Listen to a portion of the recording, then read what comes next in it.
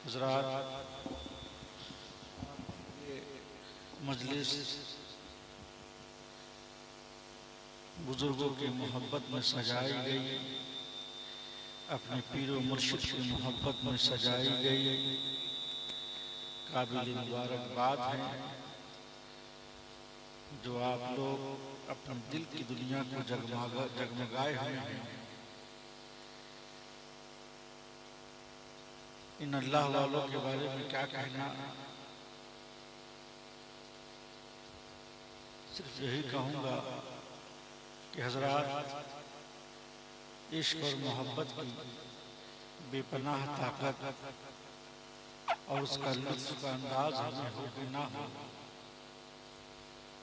लेकिन ये नफ़्स क़ुद्सिया अच्छी तरह जानते हैं, जिसकी मोहब्बत की चाशनी का मज़ा चख चुके हैं, जिसकी मोहब्बत की दौलत लाज़वाल लेकर के इस दार फ़ानी से मुल्क के जावेदानी की तरफ सफ़र कर चुके हैं। जो आयत करीमा युहब्बुकुमुल्लाह की बुए मुश्त खुशगवार सुन चुके हैं, जो आज भी हयात है और सुबह क़यामत तक हयात है, जिन्हें दुनिया में भी कोई रंज मलाल न था और ना ही मैदान महशर का कोई खौफ और हिरास। ये वो हज़रात हैं कि जिन्होंने जादाई इश्क मोहब्बत पर गुजरने में ना तो अबला पाई का एहसास किया और ना ही अंगारों से उलझते हुए दामन के सुलगने की फिक्र। हज़रात, ये मजलिस जश्न अहसनुल हुदा कॉन्फ्रेंस के नाम से रखी गई। क्यों? कि आप अपने पीर व मुर्शिद से मोहब्बत करते हैं। ये एक मोहब्बत की पहचान है जो अपने पीर की मोहब्बत में, अल्लाह वालों की मोहब्बत में इस मजलिस को सजाए हैं और रात भर अपने पीर व मुर्शिद के जिक्र को सुन रहे हैं। शायर कहता है, रियाजत नाम है तेरी गली में आने जाने का, तसव्वुर में तेरे रहना इबादत इसको। सुभान अल्लाह, सुभान अल्लाह। हज़रात, आप सुन चुके हैं कि आज ये मोहब्बत आप पेश कर रहे हैं, ये अक़ीदतें पेश कर रहे हैं, अपने मुर्शिद की मोहब्बत का इजहार कर रहे हैं, इसका बदला इंशाअल्लाह जन्नत ही हो। सुभान अल्लाह। तो मेरे आका फरमाते हैं, अल मरउ मा मन अहब्बा, हर इंसान का हश्र उसी के साथ होगा जिससे वो मोहब्बत करता है। और आज आप मोहब्बत का इजहार कर रहे हैं, मोहब्बत दिखा रहे हैं और बता रहे हैं कि हम अपने पीर व मुर्शिद से कितनी मोहब्बत। सुभान अल्लाह, सुभान अल्लाह। हम लोग अल्लाह वालों से मोहब्बत करने वाले हैं, गौसे पाक से मोहब्बत करने वाले हैं, गरीब नवाज से मोहब्बत करने वाले हैं, औलिया इकराम से मोहब्बत करने वाले हैं, और जो जिससे मोहब्बत करता है उसका हश्र कल क़यामत में उसी के साथ। सुभान अल्लाह। नारे तकबीर, नारे रिसालत, मसलके आला हजरत, खानकाग़े पीर शरीफ, बारगाहे पीर शरीफ, नारे तकबीर। जिनका हश्र अल्लाह वालों के साथ होगा, इन वलियों के साथ होगा, फिर कल क़यामत में किस बात का खौफ होगा, किस बात का गम होगा? क्योंकि इन्हीं अल्लाह वालों के बारे में कुरान फरमाता है, अला इन्ना औलिया अल्लाह ला खौफुन अलैहिम वला हुम यहज़नून। अल्लाह के वली वो हैं जिन पे न कोई खौफ है न कोई गम है। जब कल क़यामत में ये बेखौफ बेगम होंगे, इनके मानने और चाहने वाले भी कल क़यामत। सुभान अल्लाह, सुभान अल्लाह। नारे तकबीर, नारे रिसालत, हुजूर सैयदी फैज़ानुल हुदा कादरी, सरकार ज़ुल्लुल हुदा कादरी, खानकाग़े पीर शरीफ,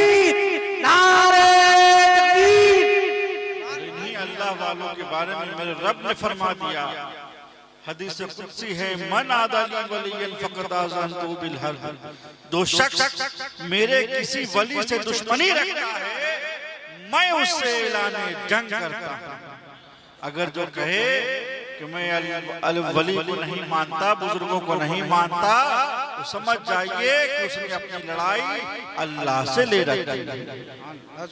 मेरे रसूल फरमाते हैं, जो शख्स मेरे दोस्तों से दोस्ती और मेरे दुश्मनों से दुश्मनी नहीं करता वो मेरी रहमत हासिल नहीं कर सकता, वो मेरी रहमत से दूर रहेगा, बहुत दूर रहेगा।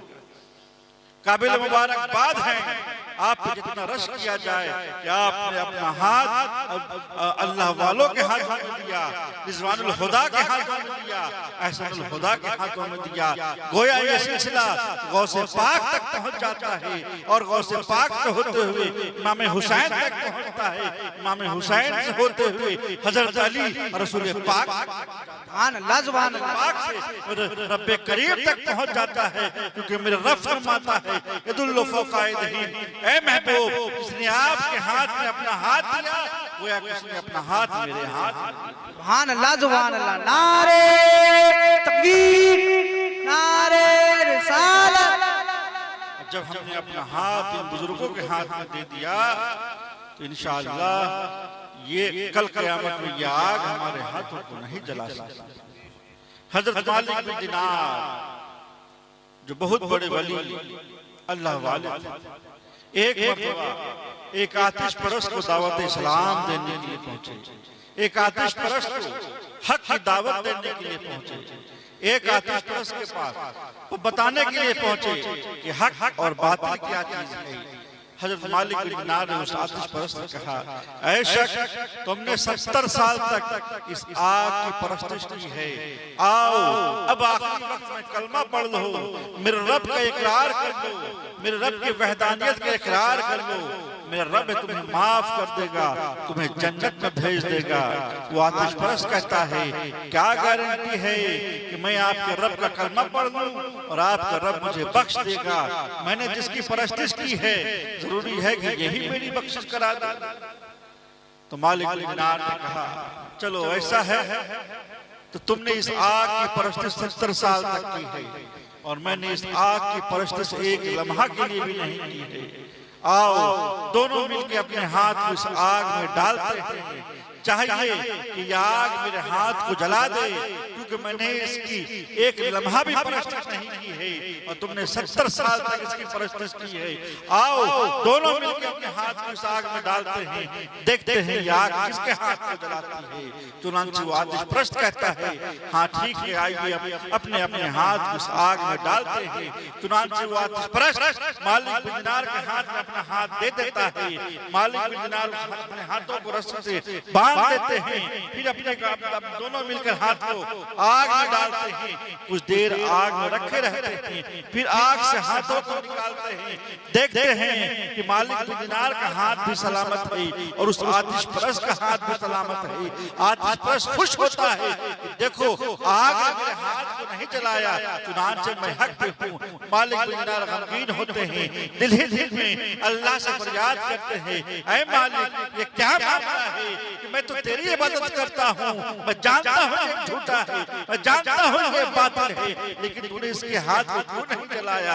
रब तबारक व तआला उनके दिल में इल्का डालता है, उनके दिल में ये खबर पहुंचाता है, ऐ मालिक ठीक है मैंने उसके हाथ को आग से नहीं जलाया और तुम्हारे हाथ को भी आग से नहीं जलाया, तुम्हारे हाथ को आग से इसलिए नहीं जलाया क्योंकि तुम मेरी इबादत करते हो, लेकिन उसके हाथ को आग में इसलिए नहीं जलाया क्यों, उसने अपना हाथ तुम्हारे हाथ में दे दिया था, उसका हाथ तुम्हारे हाथ में था, इसलिए मैंने तुम्हारे हाथ से टच होने के बुनियाद पे उसके हाथ में जलाया।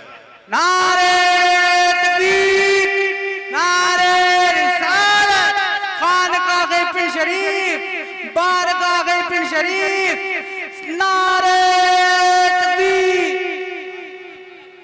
एक आतिश परस्त एक अल्लाह वाले के अपने हाथ में हाथ दे दे तो आग उसके हाथ को ना जला पाए।